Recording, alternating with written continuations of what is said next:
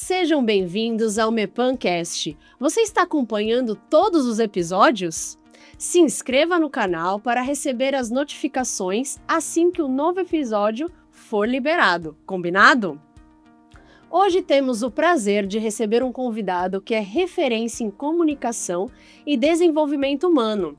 Estamos falando de Cláudia Costa, um profissional com uma trajetória sólida como palestrante e treinador desde 2001 e que, notavelmente, foi professor universitário por 10 anos nos cursos de Administração e Ciências Contábeis. Venhamos e convenhamos. O cara não é só um palestrante, ele é uma metralhadora de energia e boas ideias, que usa o humor para te fazer pensar em uma forma totalmente nova. Ele é expert em fazer aprendizado grudar na cabeça da gente e ele ainda é o cabeça do BNI em São Paulo e escreveu o livro Apresentações Extraordinárias. Viu como estamos bem acompanhados? Por isso, o nosso foco hoje é abordar um tema fundamental para a segurança e a produtividade: comunicação não violenta e cultura organizacional, gerando conexão e fortalecendo a segurança no trabalho. Se você estava procurando um episódio para dar aquele upgrade na sua equipe e no seu negócio, chegou a hora. A gente trouxe um verdadeiro showman de desenvolvimento profissional.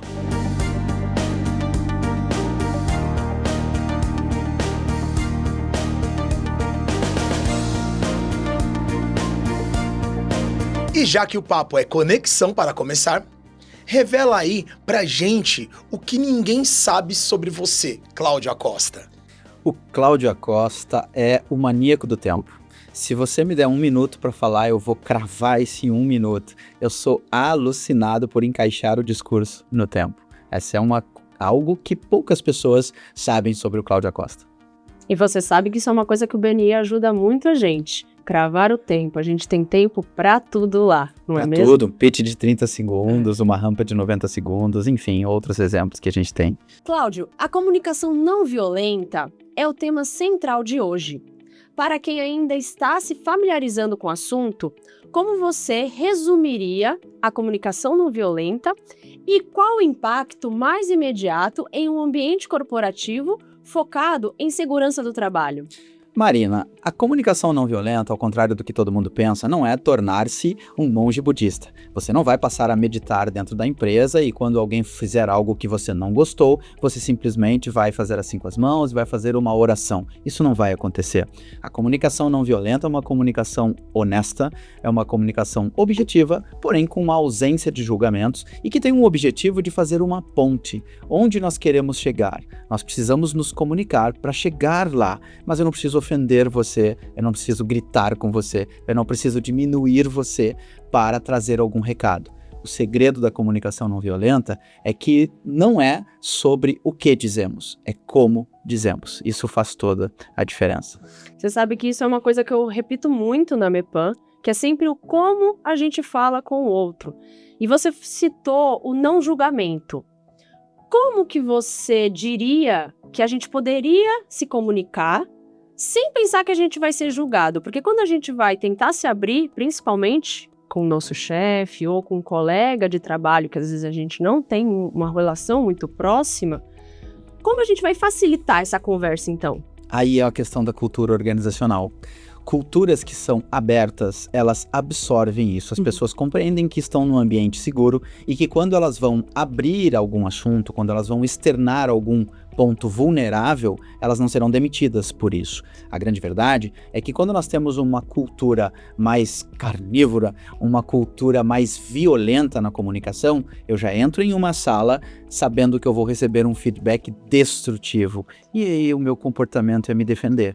Eu vou me defender, eu vou justificar o atraso, eu vou justificar que eu não enviei o relatório e eu não tenho a confiança, a autoconfiança, e eu não me sinto à vontade para dizer, eu não enviei o relatório, mas eu me comprometo até às 15 horas, ele estará lá com o nosso cliente. Não, eu vou dizer, é que teve trânsito, é que quebraram o meu retrovisor no caminho, é que furou o meu pneu, é que aconteceu um relâmpago na minha frente e eu fiquei apavorado. Eu vou ficar justificando, porque a cultura, na maioria das empresas brasileiras, é a cultura da violência. E quando eu falo violência, não é agressão física, não entendam dessa forma. Você que está aí nos ouvindo, eu falo da violência na comunicação. Um feedback violento é aquele que ele aponta todos os erros possíveis de uma pessoa sem a menor intenção de melhorá-la. Você sabe que eu tive uma escola muito boa, que é meu avô. Ele me dá dicas até hoje de como conversar com os meus colaboradores. Então ele sempre, uma coisa que ele falou até recentemente, ele fala: não feche a porta para conversar com alguém, porque todo mundo na empresa vai saber que você tá dando uma bronca, alguma questão nesse colaborador. Ele fala normal, mas fala baixo, uma conversa natural que todo mundo vai perceber que vai achar que é uma conversa normal. Então eu tive alguns insights desse na minha vida. Bacana. Ô, Cláudio, e no dia a dia, quais são os maiores ruídos ou falhas, assim, de comunicação que interferem na relação de empresa com o colaborador? E como eles podem abalar a confiança construída e diminuir a produtividade? Os ruídos nascem porque as pessoas não escutam para compreender, elas escutam para responder. Nós estamos muito acelerados, James. Nós ouvimos o áudio no 1.5, nós assistimos o vídeo no 1.25, no 1.5 ou até no 2. Nós não prestamos atenção, nós não lemos com atenção. Não são raras as vezes que a empresa emite um comunicado por e-mail ou por WhatsApp em texto e as pessoas perguntam: mas que dia mesmo que é a reunião? Está ali, no meio do texto. Mas as pessoas não prestam mais atenção. Elas não estão ali. Elas estão ali com o seu corpo, mas corpo e mente nem sempre estão no mesmo lugar. E aí nascem os ruídos. Agora, você falou algo muito interessante: abalar a confiança. O que mais abala a confiança nas empresas é a maior crueldade que alguém pode cometer com outro ser humano, que é a fofoca. A fofoca é o grande mal das empresas, porque nós hoje temos uma vida muito externada. Ou seja, nós estamos expostos no Instagram, as pessoas sabem o restaurante que eu estou viajando ou não, e se eu fico postando ali, algumas equipes, por exemplo, partem para um julgamento, e aí começam fofocas. Disse que não tinha dinheiro para pagar o 13º, mas está na praia. Disse que a empresa está com dificuldade para honrar seus compromissos, mas estava almoçando naquele restaurante caro, e essas fofocas começam a circular. E então, nós destinamos aquela energia que deveria ser para produzir algo, para ganhar mais clientes, para estudar, para aprimorar suas habilidades, nós estamos perdendo tempo e energia falando da vida dos outros. A fofoca abala a confiança de qualquer ambiente. E os ruídos nascem numa péssima escuta. Inclusive, só trazendo um ponto de um livro que eu li recentemente, eu não vou falar o nome do livro, até porque o nome do livro é um palavrão, mas é um livro da capa laranja. Ele fala justamente isso. Do Caio Carneiro? Isso, ele fala justamente isso inicialmente, do quão nós somos bombardeados pelas redes sociais e o quanto isso impacta na nossa vida pessoal. E, logicamente, vai impactar na vida profissional também, né? Porque nós vivemos em um momento onde todos ali demonstram ter uma vida nas redes sociais, enfim, e as pessoas julgam, né? Muitas vezes, a dificuldade está em saber como se colocar, sem ser agressivo ou excessivamente passivo. Qual é a sua orientação para comunicar bem uma necessidade, um limite ou até mesmo um feedback de forma clara e não violenta? A minha primeira orientação, Marina, é deixar claro onde você quer chegar com isso. Quando eu chamo você em uma sala para dar um feedback, por exemplo, a minha primeira missão é acalmá-la. Qual é a primeira missão de um médico com seu paciente? Tranquilizá-lo. Se o seu médico disser assim: Marina, nós precisamos ter uma conversa, o que virá à sua cabeça? Coisas ruins? Sim. Porque eu deixei uma dúvida. Eu acabei de causar uma dúvida na sua mente. E então você sempre pensa o pior. Mas quando eu me comunico com você dizendo assim: Marina, eu trouxe você até aqui e convidei para tomar um café porque nós vamos solucionar juntos um problema. Eu me preocupo com os atrasos na entrega de relatórios para os nossos clientes porque o cliente depende disso. E um cliente magoado, um cliente chateado, ele pode nem reclamar, ele pode simplesmente nos abandonar. E uma empresa que perde clientes, perde caixa. E perdendo caixa, nós não temos condições de manter a nossa equipe. Posso contar com você no envio do relatório 2 dias antes? Você vem comigo nessa? É trazer o valor totalmente diferente. Mostrar para você o impacto de quando você atrasa um relatório. Sim. Você perde clientes por isso. Não adianta eu dizer, você é lenta, o que você estava fazendo, 8 horas por dia não são suficiente. Você vai se armar, você vai se defender, você vai ficar armada. E o pior, as pessoas abrem o seu coração quando elas conhecem, gostam e confiam. Você já me conhece? Você pode até gostar de mim, mas se eu ofender ou se eu colocar sua capacidade em dúvida, você deixa de gostar e deixa de confiar. E então nós ficamos só com o pilar conhece. E você não se abrirá mais comigo, e você ficará boa parte do seu dia na empresa procurando vagas em outros sites. Sim, é isso que eu vejo, que o pessoal, principalmente da Mepan, né, eu vejo que eles me acompanham muito, porque de fato eu conheço, eu trago valor para eles, eu converso muito sobre a questão do valor, do cliente. Então assim, sem o cliente, nós não somos nada hoje, né, a gente tá perdendo ali, eu falo, olha, a gente tem uma equipe boa, eu quero aumentar essa equipe, eu não quero reduzir. Só que se eu não tiver o cliente, não tem pra onde eu fugir, né? Então, é mostrar pra ele a real importância daquilo que ele tá fazendo e automaticamente ele vai vir comigo. Até porque eles vão perceber que uma líder como você não faz o que quer, faz o que precisa ser feito. Sim. E quando a equipe compreende isso, eles separam o que a Marina gosta de fazer do que a Marina precisa fazer. Nós não gostamos de 100% das atividades que fazemos. Nós amamos a causa, nós amamos uma empresa, nós amamos uma marca. Mas dentro do nosso dia a dia tem atividades que não são tão prazerosas assim. No entanto, nós não fazemos quem faz o que gosta. Criança. Sim. Criança faz o que gosta. Adultos fazem o que precisam ser feito. Com certeza. Nossa, que fala incrível. E aproveitando que nós estamos com o expert em comunicação, Cláudio, falando em comunicação, as reuniões, elas são um palco constante. Qual o erro de postura ou de comunicação não verbal mais comum que as pessoas cometem durante uma reunião? O que pode minar a credibilidade delas?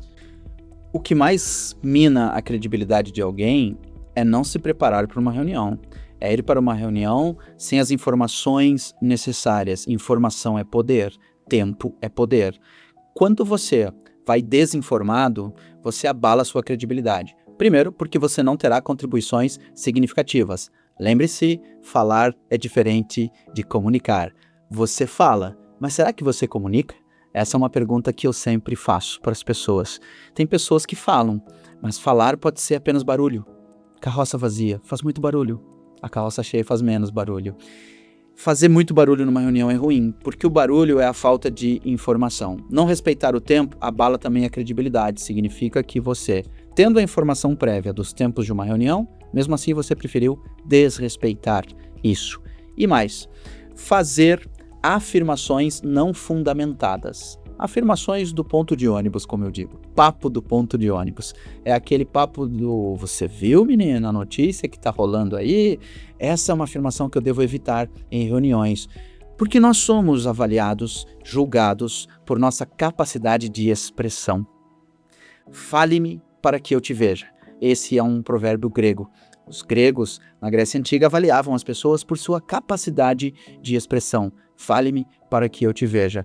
Quando você abrir a boca, garanta que as suas palavras serão melhores que o silêncio. Assim, você vai manter a sua credibilidade em alta. Essa questão da reunião virou até um meme nas redes sociais, né? Que uma reunião de 1 hora podia ter sido um e-mail, né? Eu acho que também tem uma questão que antigamente era feita reuniões de 1 hora, 1h30, não sei porquê, o que tinha tanto naquele conteúdo que durava tanto tempo. E aí agora, acho que as pessoas, até por aquela questão que as pessoas não têm mais paciência, então, por conta das redes sociais, então, ouve tudo. Se ele pudesse colocar a reunião no 2.0... Colocaria com certeza. Com certeza. Então, isso que você tá falando é se preparar para a reunião, para que de fato, se tiver que ser 15 minutos, ou se realmente tiver que ser 1 hora, mas aí você esteja preparado, ou então comunique que aquela reunião terá um script de 1 hora e fale, olha, estamos preparando para isso. E de fato entregue essa 1 hora com conteúdo válido e não com conversas vazias.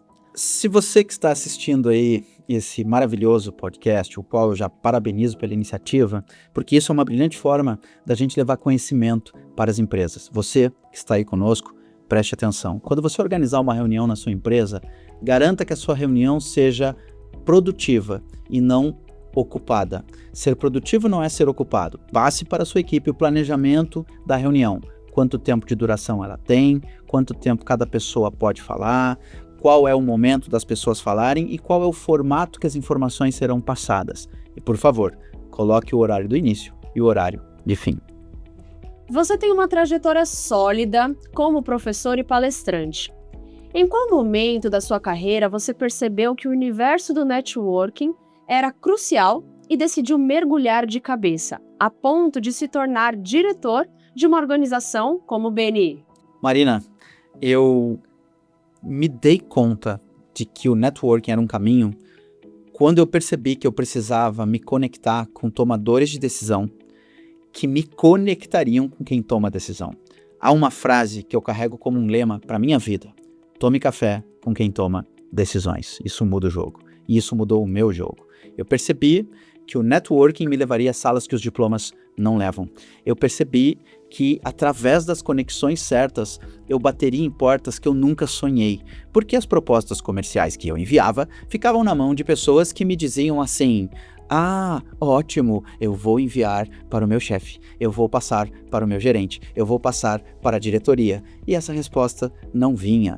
Panfletos, propostas, graficamente lindas, eu posso preparar um material visualmente atrativo com informações qualificadas, mas se estiver na mão da pessoa errada, isso não avança. Então eu percebi que o networking me traria conexão com tomadores de decisão. E de brinde, confesso, eu me apaixonei por isso. Eu gosto de estar rodeado de pessoas. E sabe o que me fascina nessa jornada do networking, quando você fala assim: hoje ele é um diretor do BNI? É uma frase que eu criei a partir... Eu estava num semáforo um dia, o sol estava nascendo, a gente sai cedo para as reuniões, e eu pensando, o que eu estou indo lá fazer? Estou indo fazer o que nessa reunião? E eu pensei, falei, cara, é isso, ajudante de transformação de sonhos, é isso, transformar vidas, a possibilidade de transformar histórias. Se vocês soubessem o quão poderoso é o BNI e o networking, porque a gente não tá lá, de fato, a gente tá lá para fazer negócios, para vender, mas o quão a gente aprende e se desenvolve, eu vejo por mim, né? Eu acho que muito de tudo isso que eu estou fazendo hoje, eu agradeço muito ao BNI. Então lá a gente aprende a se comunicar, a estreitar relacionamento, a educação, então a gente tá aprendendo, aprendizagem contínua todos os dias, né?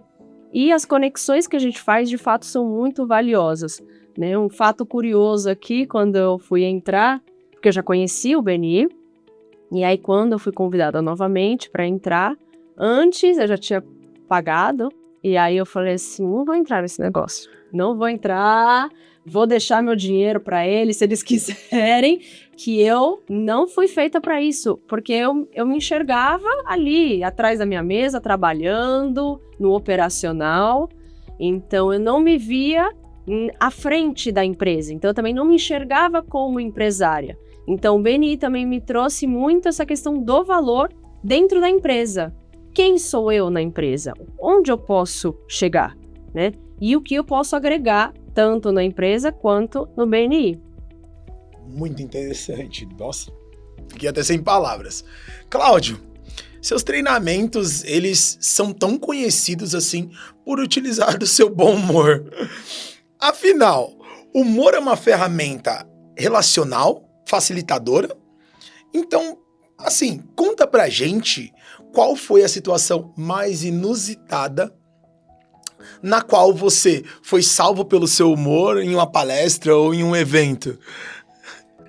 Era final da década de 90 e eu estava fazendo uma palestra em Bagé, Rio Grande do Sul, minha terra natal. Era uma palestra para uma escola técnico em contabilidade, onde eu me formei técnico contábil, inclusive. E eu estava fazendo uma palestra para 400 pessoas, era a semana acadêmica deles, estava lotado, locaram o salão de um clube, 400 pessoas na minha frente, um som muito bom, muito poderoso, e eu fazendo uma palestra muito boa. Naquela época já falando sobre marketing de relacionamento, porque eu já acreditava que as conexões eram o caminho. E no final da minha palestra, eu fiz um encerramento com uma música, que era a música Mais Uma Vez, do Renato Russo, que o Legião Urbana, acho que era só Renato Russo, o Legião já não tinha mais, não existia mais, era uma versão só do Renato Russo. E aí tá todo mundo lá cantando comigo, mas é claro que o sol, todo mundo cantando, 400 pessoas, aquilo incendiou as pessoas. Tem gente que está do mesmo lado que você, mas deveria estar do lado de lá, isso bate forte, e as pessoas cantando comigo. De repente eu sinto um cheiro de queimado atrás de mim. O som queimou.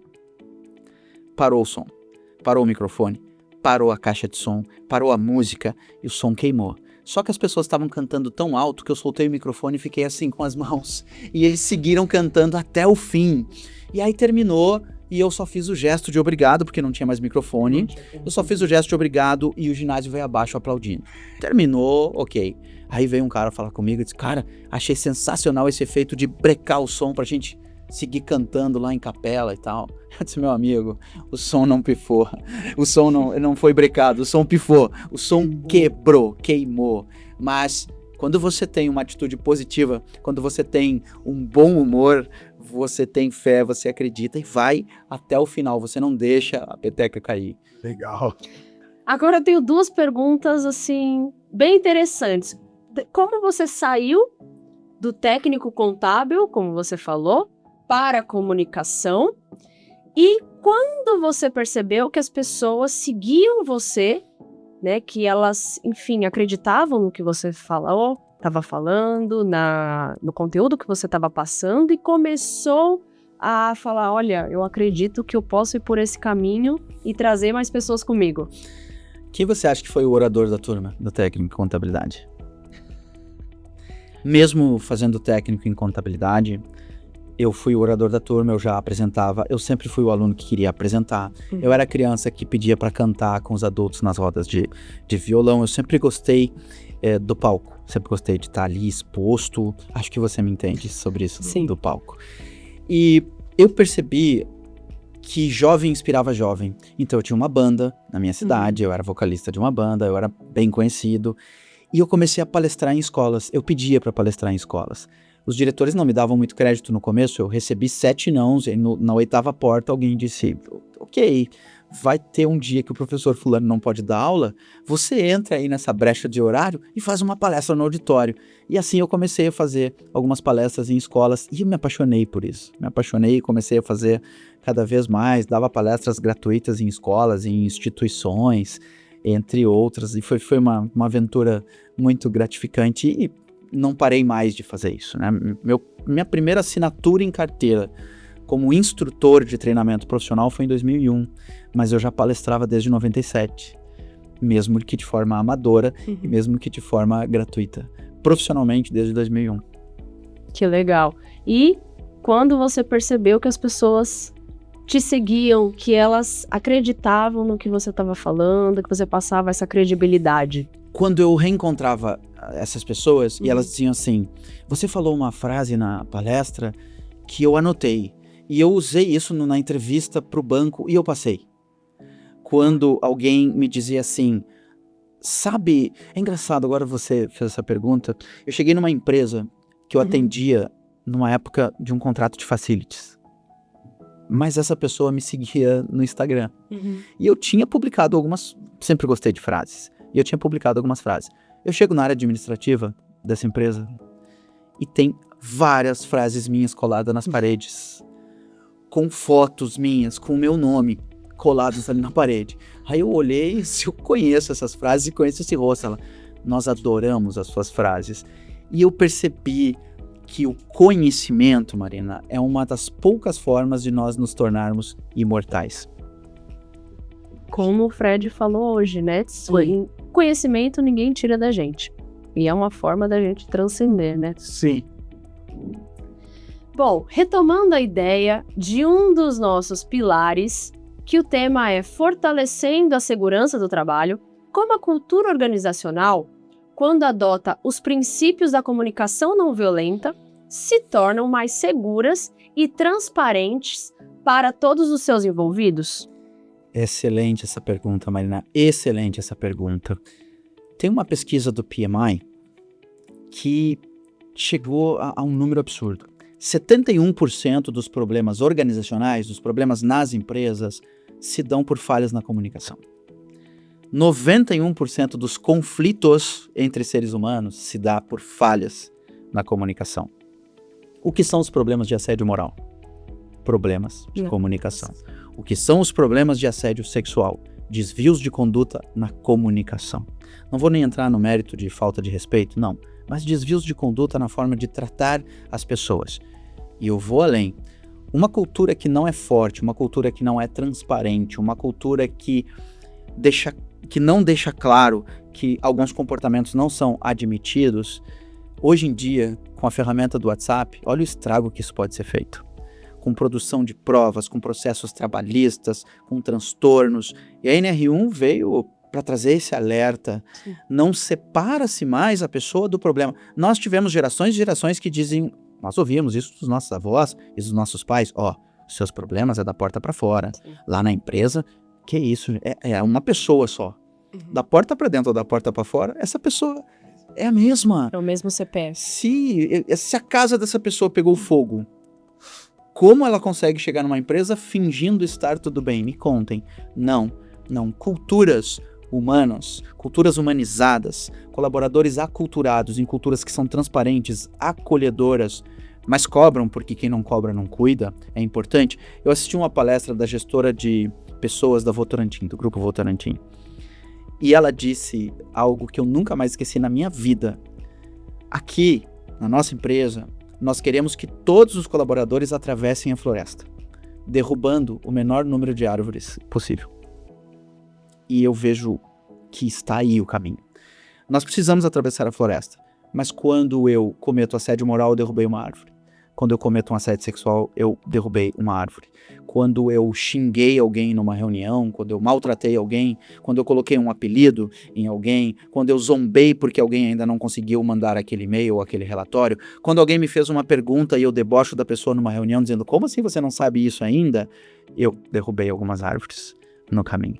Então a cultura, ela se fortifica quando ela humaniza o seu trato com as pessoas e quando ela é rígida com as normas, com o método.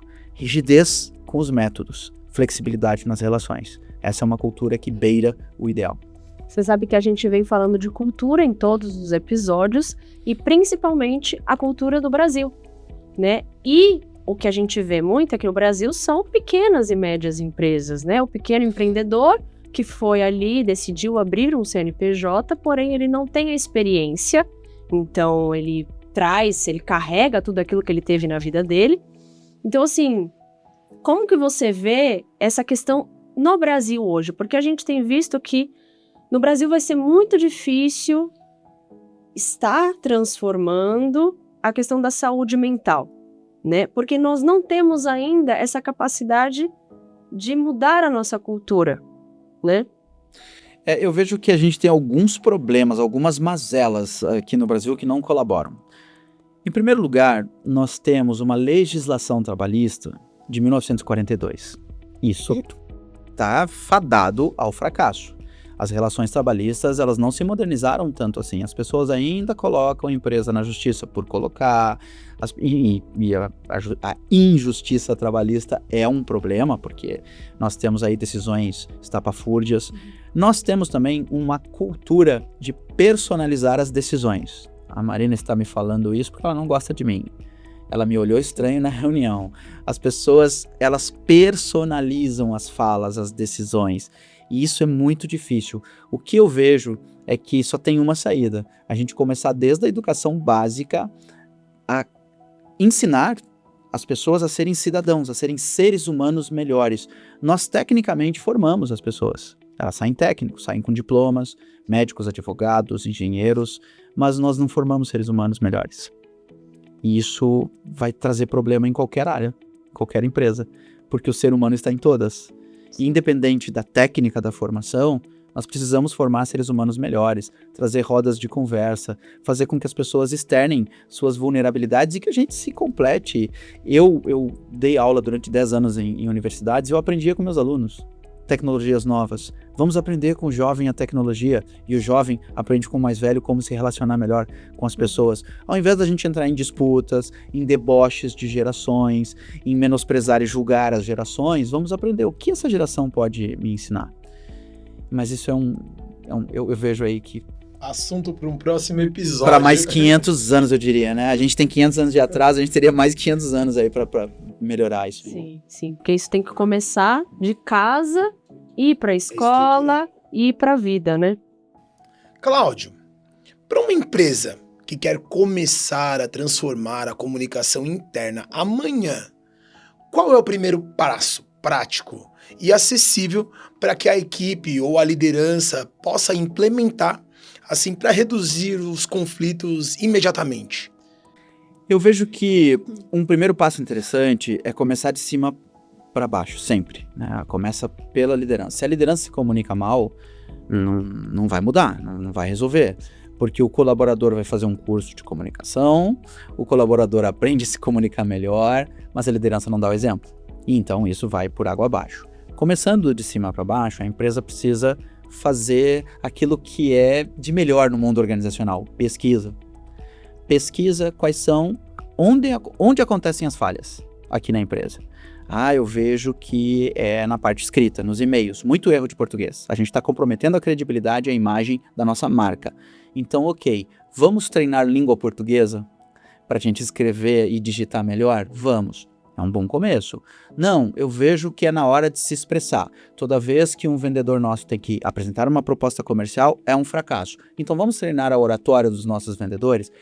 Acontece que as empresas, às vezes, se negam a fazer pesquisa por medo de um resultado.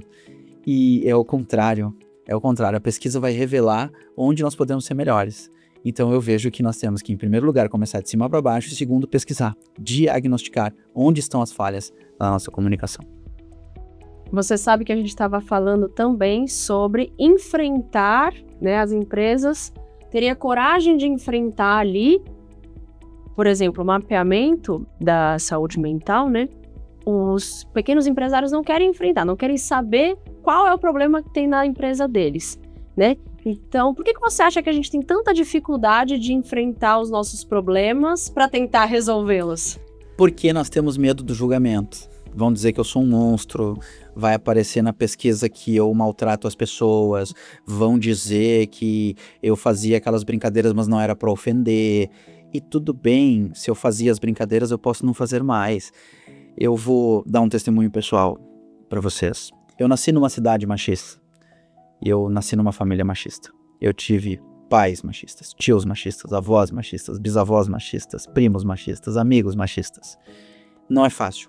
Quando a gente vem para uma metrópole, quando a gente vem para uma cidade de milhões de habitantes, a primeira percepção que eu tive é que eu não era ninguém. E isso me fez aprender, isso me fez ser mais humilde. Porque na minha cidade, talvez eu fosse conhecido de algumas pessoas, aqui eu não era ninguém. Então a brincadeira que eu fazia lá, talvez aqui não tenha a mesma graça. Talvez a gente não vá ter a mesma aceitação. E as piadas foram perdendo a graça, porque elas tinham por pressuposto zombar de alguém para que a gente sorrisse. Alguém tem que sair magoado para que eu dê risada. Então eu vou zombar da cor de alguém, da forma física de alguém, da deficiência física de alguém. A piada vai ser racista, a piada vai ser sexista, a piada vai ser machista. E isso é o que a gente consumiu como humor durante muito tempo. Então quando eu começo a fazer pesquisas e a equipe tem a oportunidade de dizer nós não gostamos da forma como somos tratados numa reunião e a gente acha que isso pode ser melhor, as pessoas não veem ali uma oportunidade de melhoria, elas veem ali julgamento. Quem são vocês para falar? Vou botar todo mundo para rua. Não gostam? Então troquem de empresa. É um enfrentamento. Conflito é saudável, confronto não. E aí eles veem o resultado de uma pesquisa como um confronto. Eles estão fazendo isso por vingança, porque eu não deixei ter a festa de Natal até mais tarde. Ele começa a personalizar. Só que isso parte da maturidade da liderança. 80% das empresas brasileiras são familiares. 80% das empresas brasileiras têm gestão familiar. E não adianta. Sempre tem alguém da família em algum setor. E aí as pessoas ficam com medo. Eu não vou responder porque pesquisa anônima, coloque seu e-mail, coloque seu CPF, não tem anonimato em pesquisa online, né? A gente sabe disso. Então as pessoas já têm medo de falar a verdade. E quando falam, às vezes são retalhadas. Líderes que estão nos ouvindo, amadureçam e se abram para o novo. Pensem que toda pesquisa é uma oportunidade de você melhorar, da sua empresa melhorar e trazer melhores resultados. Tá sempre todo mundo com a guarda alta, né? Então ninguém quer abaixar, ninguém quer fazer nada que a gente tem muito medo de se expor, né? É um medo muito grande de se expor. Então isso precisa mudar. Então eu aqui como mulher, né, também agradeço por isso estar mudando, porque isso de fato é algo que precisa ser falado, né? O que era normal ser falado antes não é mais normal hoje. E a gente precisa entender que isso está mudando e vai mudar.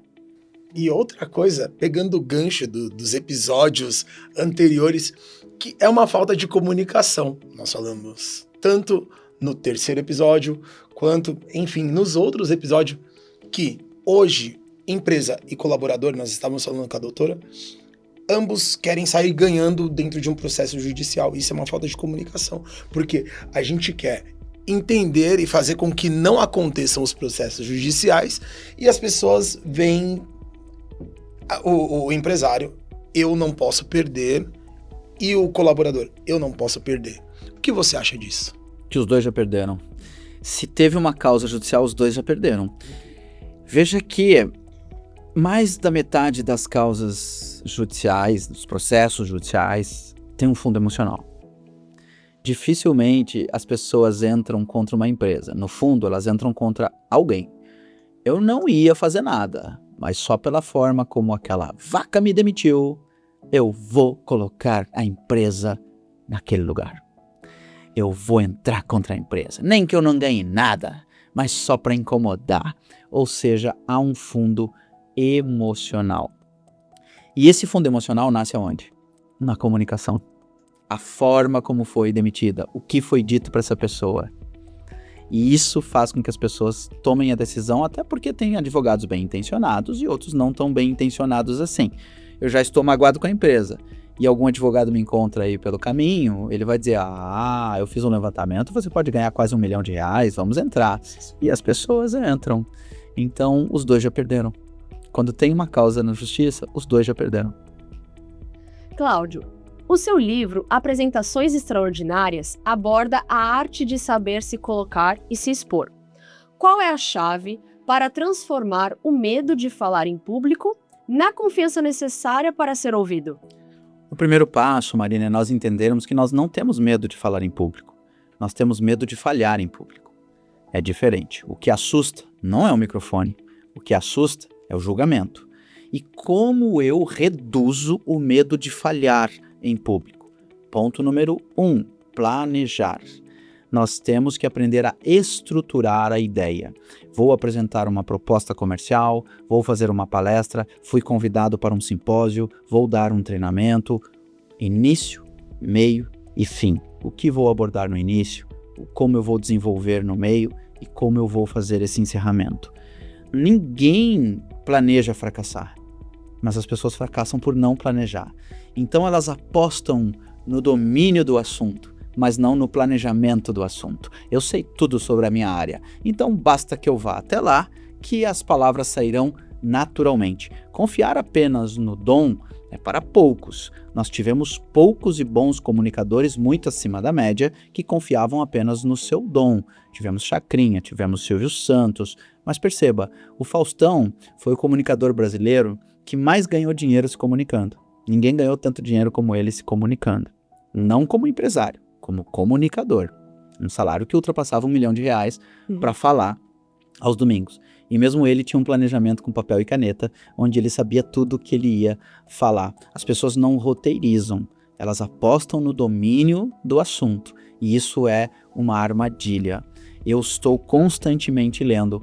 Eu li 3 vezes o nosso roteiro para estar aqui preparado. Porque eu não posso ser um amador, eu vendo a minha fala. Então, como eu vou ter credibilidade e autoridade dando um curso de comunicação e oratória se eu não me planejo para isso. Passo número 1 é planejar. O passo número 2 é entender que você pode errar. E tá tudo bem, nós cometemos erros, nós cometemos gafes e temos falhas. O que você não pode é acostumar-se com o erro e com as desculpas. Isso não pode, de forma alguma. E sobre o medo, eu vou dar um conselho para você que está aí nos assistindo. O medo, ele é prevenção. Quando eu tenho muito medo, eu me preparo mais ainda para enfrentar algo. A Hortência do basquete, em uma entrevista, disse que ela gostava muito de sentir medo, porque os campeões amam o cheiro da adrenalina.